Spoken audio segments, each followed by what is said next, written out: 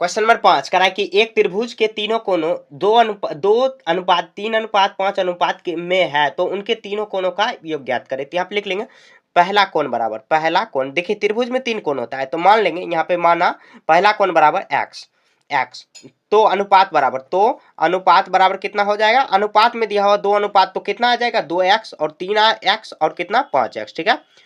तो यहाँ पे लिख लेंगे।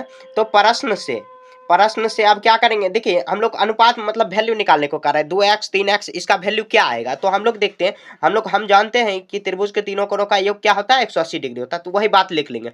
हम जानते हैं कि त्रिभुज के तीनों कोणों का योग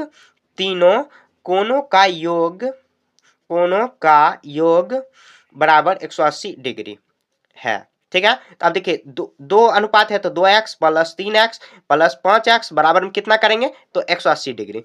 अब देखिए ये जोड़ेंगे 2 5 2 यहाँ पे कितना आया 10x, x का वैल्यू जो निकल जाएगा आराम से हम लोग निकाल लेंगे। यहाँ पे देखिए x बराबर x का वैल्यू निकालेंगे कितना आ जाएगा 180 बट्टे में 10 करेंगे, यहाँ पे 0 0 18 कम 18 तो मतलब ये नहीं कटा तो 18 आया यहाँ पर। तो x का वैल्यू कितना आया 18 डिग्री आया है, ठीक है।